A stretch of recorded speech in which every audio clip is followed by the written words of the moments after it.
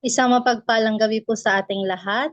Ako po si Sis Juliet from River of God, Marilao.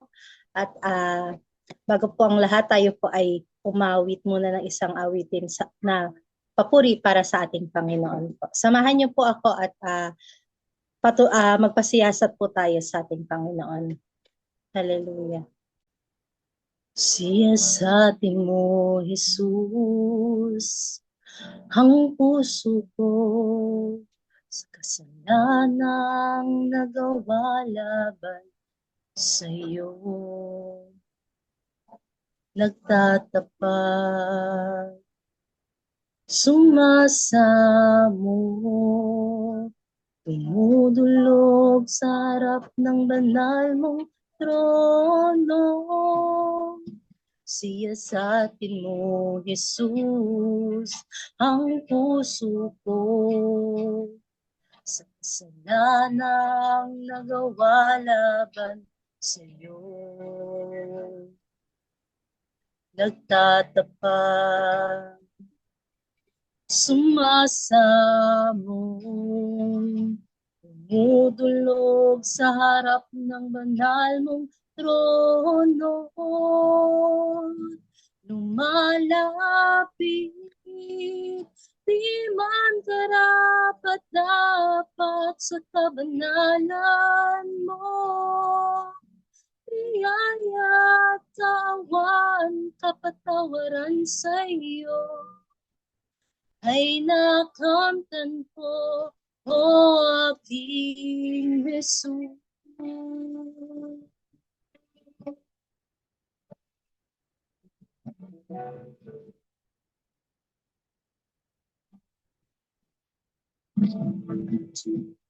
Siyasatin mo, Jesus, ang puso ko sa kasalanang nagawa laban sa iyo. Nagtatapat, sumasamo, mudulog sa harap ng banal mong trono. Lumalapit, di man karapat-dapat sa kabanalan mo. Biyaya, tawan, kapatawaran sa iyo ay nakamtan ko, o aking Jesus. Lumalapit, di man karapat-dapat sa kabanalan mo. Biyaya, tawan, kapatawaran sa iyo ay nakamtan ko, o aking Jesus. Lumalapit, di man karapat-dapat sa kabanalan mo. Biyaya, tawan, kapatawaran sa iyo ay nakamtan ko, o aking Jesus. Ay nakamtan ko, o aking Jesus. Ay nakamtan ko, o aking Jesus.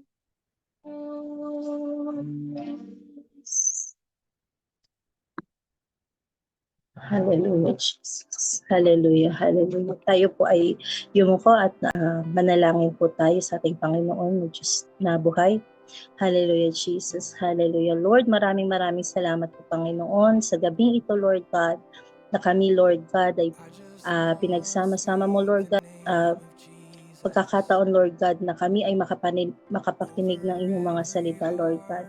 Gamitin nyo nga lang po ako, lingkod nyo, Lord God, na magbababa ng inyong salita, Lord God. Lahat ng nais mong sabihin, Lord God, ay padaanin mo lamang sa akin, Lord God. At ikaw ang patuloy na mabigyan ng parangal at papuri, Panginoon. At ano man ang aming mapapakinggan ngayong gabing ito, Lord God, ay sa iyo po magmumula, Lord God, at magrema sa puso at isipan ng bawat isa, Lord God. Anumang kagulumihan ng aming gumugulo sa aming mga puso at isipan ngayon, Lord God, maisantabi namin ito, Lord God, at maituon namin ang aming presensya sa inyo, Panginoon. Maraming salamat po, Panginoon. Sa iyo po ang pinakamataas na papuri pa sa salamat. In Jesus' name we pray. Amen. Hallelujah. Isang mapagpalang gabi po muli sa ating lahat. At ako po ang magbababa ng midweek service ngayong gabi po na ito. Hallelujah. Ang ating pong salita ng Diyos ay magmumula po sa Mateo 18, 23 to 35. Hallelujah. Sabi nga po dito, sapagkat ang paghahari ng Diyos ay maitutulad sa kwentong ito. May isang hari na nagpatawag sa mga alipin niya para singilin sa kanilang mga utang. 24, nang simulan na niya ang paniningil, dinala sa kanya ang isang alipin na nagkautang sa kanya ng milyon-milyon. 25, dahil hindi siya nakabayad, iniutos ng hari na ipagbili niya siya bilang alipin, pati ang kanyang asawa at mga anak, at lahat ng ari-arian niya, para mabayaran ng kanyang utang. 26. Nagmamakaawang lumuhod ang alipin. Iyon sa hari, bigyan niyo pa po ako ng panahon at babayaran kong lahat ang utang ko. 27. Naaawa sa kanya ang hari, kaya pinatawad na lang siya sa kanyang utang at pinauwi. 28. Pagkaalis ng aliping iyon, nakasalubong niya ang isang kapwa alipin na nagkakautang sa kanya ng kaunting halaga. Sinunggaban niya ito at sinakal, sabay sabi, bayaran mo ang utang mo sa akin. 29, lumuhod ang kapwa niya, alipin at nagmakaawa. Bigyan mo pa ako ng panahon at babayaran kita. 30, pero hindi siya pumayag. Sa halip, ipinakulong niya ang kapwa niya alipin hanggang sa makabayad ito. Nang makita ito ng iba pang utusan, sumama ang loob nila. Kaya pumunta sila sa hari at isinumbong ang lahat ng nangyari. 32, pinatawag ng hari ang alipin, sinabi sa kanya, napakasama mong utusan, pinatawad kita sa utang mo dahil nagmakaawa ka sa akin. 33, hindi ba dapat naawa ka rin sa kapwa mo? Alipin gaya ng pagkaawa ko sa iyo. 34, sa galit ng hari, pinakulong niya ang alipin hanggang sa mabayaran nito ang lahat ng utang niya. 35, at pagkatapos sinabi ni Jesus sa kanila, ganyan din ang gagawin ng inyong amang nasa langit kung hindi kayo magpapatawad ng buong puso sa inyong kapwa. Hallelujah. At dito po sa ating verse na pakinggan po ay makikita po natin dito ang tatlong uri ng pag-uugali na pinakita ng isang tagapagsilbi. Unang-una po dito ay yung unforgiveness or hindi marunong magpatawad. Sabi nga po sa Matthew 6:14-15, kung pinatawad ninyo ang mga taong nagkasala sa inyo, patatawarin din kayo ng inyong amang nasa langit. Ngunit kung hindi ninyo sila pinatawad, hindi rin kayo patatawarin ng inyong ama. Malinaw nga po na sinabi ng Biblia na kung tayo po ay hindi marunong magpatawad, ay hindi rin po tayo patatawarin ng ating ama. At alam po natin na napakahirap po na magpatawad sa mga taong nakakasakit sa atin. Pero sabi nga po, kailangan po nating matutong magpatawad dahil yun po ang inuutos sa atin ng ating Panginoon upang maging kalugod-lugod po tayo sa kanyang paanan. At lalo na po sa ating pong mga naglilingkod, katulad ko rin po na minsan po ay nahihirapan din po ako magpatawad sa mga taong nagkakasala sa akin. Pero sabi nga po, kailangan po nating matutong magpatawad at ang lahat po ng yun ay lagi ko na lang pong pinagdadasal sa Panginoon na tulungan na akong makapagpatawad para nang sa ganon hindi maging hadlang yon tuwing ako ay tatayo sa pulpito at na magpupuri sa kanya dahil hindi lang naman po ako ang maaapektuhan maging ang mga kasama ko rin po sa music ministry ay nararamdaman po nila ang ang bigat na dinadala ng bawat isa.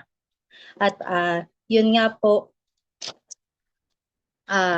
sa dako po tayo sa pangalawang pag-uugali ng tagapagsilbi. Doon merciless, hindi naging maaawain. Verse 28 is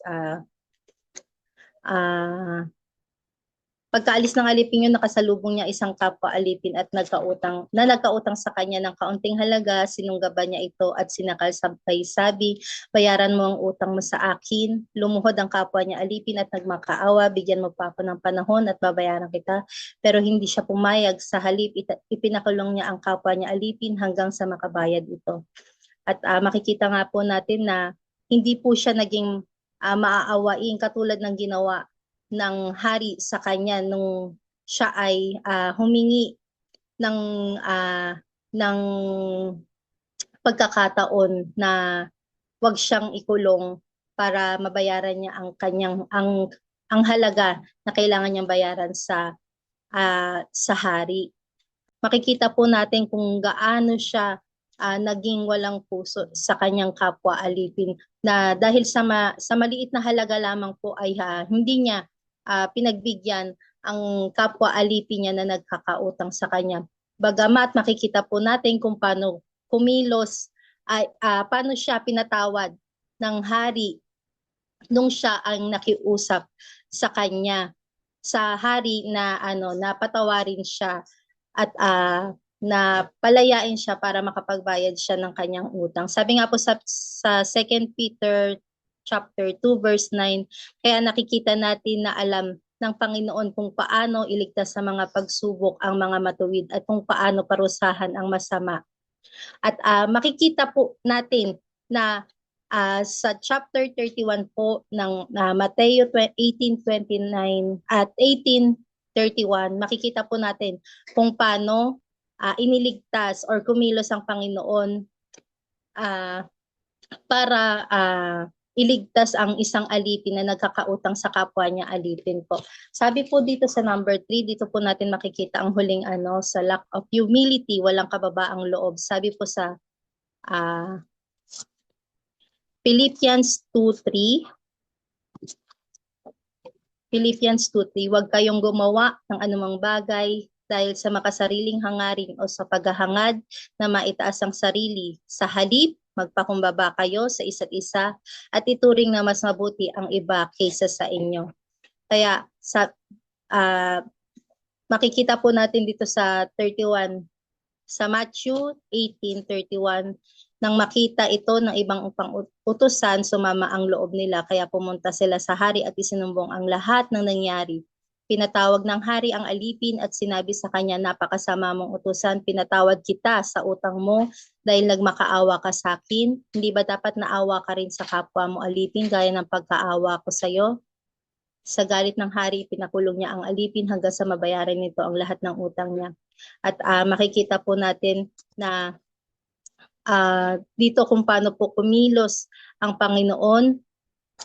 Sabi po ng hari na dapat naging maawain din siya dun sa kapwa niya alipin, katulad ng ginawa ng hari kung paano siya pinagbigyan sa kanyang utang. Makikita po natin sa Philippians 2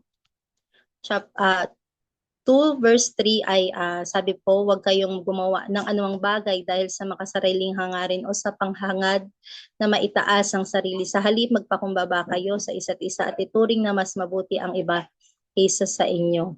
Ayan po. Sabi nga po, maging mapagpakumbaba tayo dahil don't do to others what you don't want do others to you.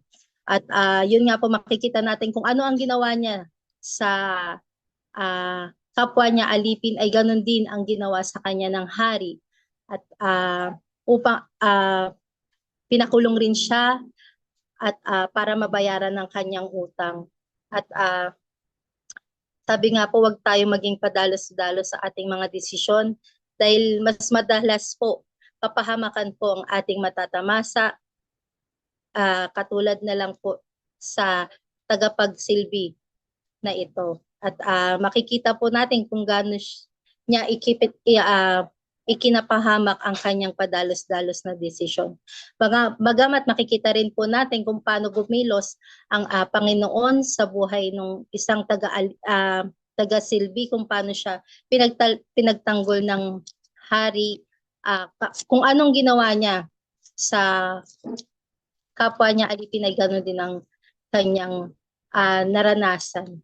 Sabi nga po sa Matthew 18 verse 35, at pagkatapos sinabi ni Jesus sa kanila, ganyan din ang gagawin ng inyong Ama nasa langit kung hindi kayo marunong magpapatawad ng buong puso sa inyong kapwa. Yun nga po, makita po na sana po sa tatlong uri po ng pag-uugali na ito ng tagapagsilbi is matuto po tayong magpatawad, at matuto po tayong maging maawain, at marunong din po tayong magkaroon ng kababaang loob, dahil po ito po ay naaayon sa salita ng Diyos, at ito po yung dapat na isinapamumuhay po natin, dahil kahit anuman po ang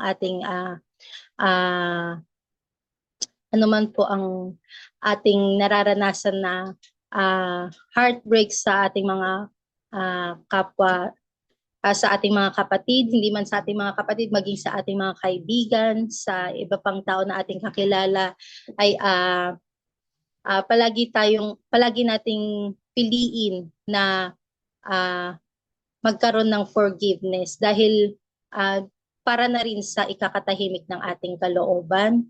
At sabi nga po dito sa Colossians 3:13, para po sa ating conclusion sa Colossians 3:13 po. Magpasensyahan kayo sa isa't isa at magpatawaran kayo kung may hinanakit kayo kanino man, dahil pinatawad din kayo ng Panginoon. Yun nga po, matuto tayo magpasensya at magpatawaran sa ating mga kapatid, dahil unang-una tayo rin naman po ang mahihirapan kung hindi tayo marunong magpatawad.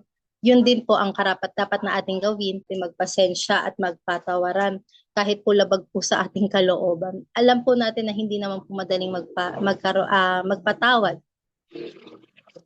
dahil tao lamang po tayo, nasasaktan po tayo. Pero wala pong imposible kung sa Panginoon po tayo ihingi ng kapatawaran. At sabi nga po, time heals all wounds. So take time lang po para mag-heal tayo kasama ang ating Panginoon. Lagi po nating ipag-pray ang mga tao nakakasakit sa atin. Nakalakad tayo ng tuwid kasama ang ating Panginoon. Maraming salamat po sa lahat. Isang mapagpalang gabi po sa ating lahat. Tayo po ay manalangin. Hallelujah. Maraming salamat po, Panginoon, sa gabing ito, Lord God, sa binababong salita, Lord God. Nawa, Lord God, magrema ito, Panginoon, sa buhay ng bawat isa, Lord God. At Lord, i-touch mo ang lahat ng puso, Panginoon, ng mga kapatiran namin, Lord God, na may hindi pa nakakapagpatawad, Lord God, nang may mga hinanakit pa sa aming mga kapatid, Lord God, ay tulungan mo sila, Lord God, na mag-heal ang sugat, Panginoon, na meron sila, Panginoon, at sa iyo po, Panginoon, magmumula, Panginoon, ang kapatawaran, Lord God. At sa gabing ito, Lord God, ikaw nga po, Panginoon, ang siyang pumilos sa buhay ng bawat isa, Lord God, sa aming pansamantalang paghihiwalay, Lord God. Patuloy niyo po kaming ingatan at selyuhan niyo kami ng inyong kabanal-banalan dugo, Lord God. At nasa ganun walang magawa ang plano at gawain ng kaaway sa aming mga buhay. Maraming salamat po muli, Panginoon. Sa iyo po ang pinakamataas na papuri pa sa salamat. In Jesus' name we pray. Amen.